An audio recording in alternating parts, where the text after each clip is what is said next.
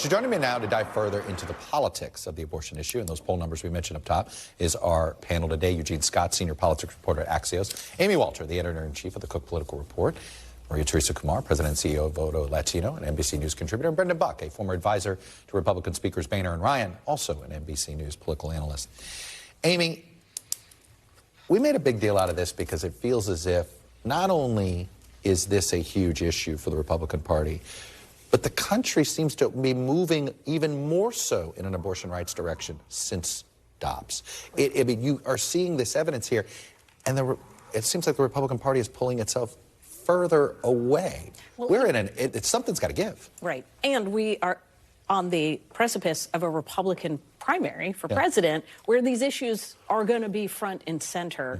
Now, the interesting thing about how this issue played in the last election, right? Everybody tried to figure out which was going to be more important, abortion, the economy, abortion or the economy. The answer was really both. It depended on what, right? So in states, what surprised me, I guess, the most was that in states where abortion restrictions were put on the books, were passed into law, Georgia, Texas, Florida, Republicans did really well. In states where the threat of more abortion restrictions were on the ballot, literally, Michigan being an example of that. To me, the issue was the candidates themselves and how they talked about this issue. In Pennsylvania and in Arizona, they were over the top versus being, let's say, another Republican candidate, Brian Kemp, et cetera, who's talking about being reasonable. So the debate really hasn't happened in a national way. It still has happened at the state level. I look at, there's one more race I'd bring up, Eugene, that to me, I'm starting to question whether we spent too much time either crediting or blaming Trump for the results or Trump-like candidates and not enough on abortion. Because the only place where a Democrat incumbent governor lost was in a state where abortion rights were already enshrined in the Constitution, and that was Nevada, right? Where it was off the table, where he didn't have to have a discussion, and the economy got to be front and center, where it wasn't front and center. And so this just looks like, and I see no evidence that GOP knows how to get out of this box. Well, last weekend, we know Kevin McCarthy was talking to GOP donors, and he seemed to adopt the talking point that Mitch McConnell has been emphasizing, which is candidate quality. He said that states that had people who ran for the governor's race in the Republican Party who lost in part because not just their quality of the House candidates, but also the gubernatorial candidates. And so what I think we're going to see Republicans doing moving forward is saying, how do we get people at the top of the ticket who are not as extreme as we have seen in some of these states like Arizona, like Pennsylvania, and even Georgia. I mean, we remember Herschel Walker and his whole abortion stories. That didn't help that party. You know, Brendan, the RNC just did a resolution at their winter meeting that shows that they're not looking at the polling on abortion. They said the Republican National Committee urges Republican lawmakers in state legislatures and in Congress to pass the strongest pro-life legislation possible, such as laws that acknowledge the beating hearts and experiences of pain of the unborn. This is not what the public wants. No, and we've been making statements like that for decades, really, and it just really hadn't had any real consequences until now. We're a party where at the national level, we're being defined by state house legislators. You know, instead of having a national message that explains, even if you're pro-life and you support overturning Roe, talking about how you're going to take care of mothers or newborn children. There's a way to talk about this that is a little less politically damaging, but no one has taken... Has anybody figured it out? Nobody's taken that over. I mean, instead, we're being defined by states that are going to the far extremes, which is in conflict with how we've talked about this forever, which is that we want reasonable middle ground restrictions, and instead we're going all the way, and it's catching up with us. Why can't you do that? Well, because I think it is happening. Why can't you go back to that? It's about the states. Well, I think you could do it, but nobody seems to have the courage to do it. I mean, the first slate of bills the House took up this year was anti-abortion measures, and which tells me, you know, the people that they're listening to, the people that make the most noise, don't see any real reason to change course. Well, and that's when you hear Mitch McConnell talking about candidate quality. Candidate quality is true, but not for a primary. For a primary, it's the most radicalized part of a party that will actually come out. It's the ones that are more moderate, independent, that stay home for primary voters. And so that is their challenge, is that they have gone so far to the right that they have to have these conversations. I mean, it's not shocking shocking that when they run up for re-election or they aspire to be president, they're like, don't forget that I was the one that introduced the anti-abortion bill. The only thing to keep an eye on is that Republican voters are also moving away from it. No, they are. They are. No, they are. But in that sense, right? They don't. We saw it in this Kansas. And also in this survey right. indicated where they're saying, look, clearly there are plenty of Republican voters who are very pro-life, who are willing to support candidates who are not. Right. If they agree with them on the other issues.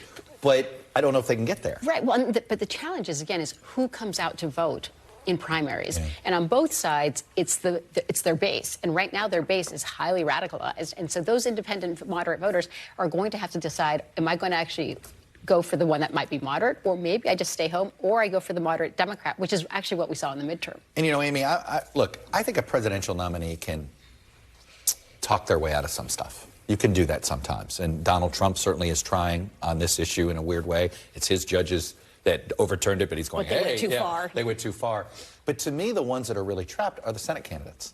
I mean, I looked at this morning and went, oh, this is how Democrats hold the Senate. It was just suddenly you realize, because it just looks like an impossible map for them to navigate. And then you look, oh, wait, look at the abortion issue in Montana and in Ohio and in West Virginia. And one issue in a Senate race can be enough. Well, this is a Democratic group, did polling after the election, Navigator Research, looked at the people who said they didn't approve of the job that Biden was doing on the economy, including 13% who said they were somewhat unfavorable. The number one issue for those 13%, abortion, not the economy. So this is where we got really kind of, you know, I don't think the after-action report is fully, let's just say, I don't think we fully know everything yet. I think this was more of an abortion election. That's what I mean. That's what I mean. Realized. That's right. Yeah. Right. That those folks who they say the economy's bad, but when you really push them to say, well, what is a more important issue to you, inflation or abortion access, they picked abortion. Well, and to Amy's point, what was surprising you was that it was dads that had swayed more to actually vote against the abortion. So it wasn't the traditional, it's going to be the moms, it's going to be the women. No, it was the people who had fathers who had daughters that were part of that. And that is, I think, something that's incongruous with the Republican platform, because that's also their base. I want to pick up something, Eugene, that Brendan brought up, which is how Republicans could start to talk about this differently. You know, when the Mississippi passed their law to basically get this to the Supreme Court, I had Governor Reeves on the show.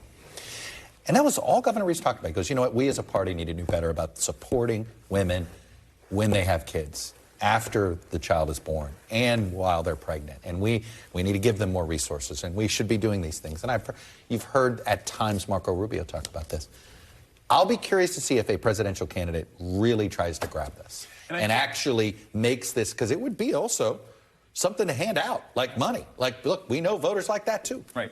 I mean, it's been a long time since we've heard anything about compassionate conservatism. There was a time when that is what was the mainline viewpoint on this issue, which is what Brendan was making note of. Some say Nikki Haley would be perfectly positioned to take this lane for a host of reasons. The question becomes, will she be able to, in a party that has so many individuals in its base that are far more vocal than Haley, who view this issue quite differently? All you need to know is how the Iowa caucuses work, Brendan. Yeah. And the fact is, Rick Santorum had an abortion position that was outside the Republican mainstream in 2012, but it was really fired up voters in the caucuses in Iowa.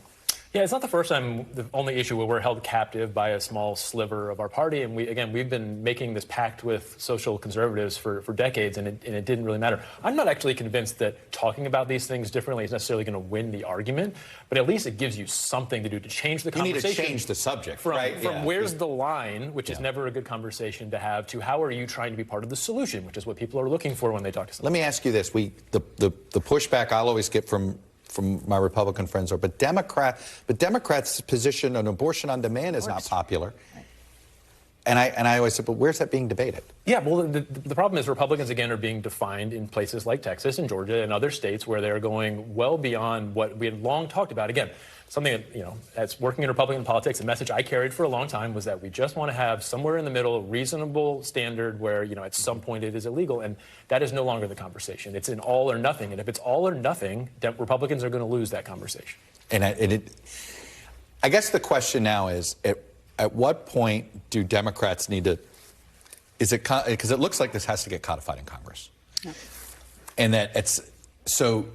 Do Democrats need to be campaigning on a piece of legislation? This is what we're going to do. We're going to codify this. We're going to codify Roe or Roe Plus or whatever you're going to call it. I don't know if they need a piece of legislation, but they need a framework in which they're going to actually put forward so that you can get a lot of the moderate independent Republicans. And I think that is how you actually get to the White House. Because it's not, and that's what the midterm taught us, that it wasn't just the most progressives of the Democratic base, but it was independent, moderate Republicans who felt either they sat home or they joined the party because they said democracy's at stake. So what are the arguments around democracy, perhaps, that we could say about women's rights around abortion?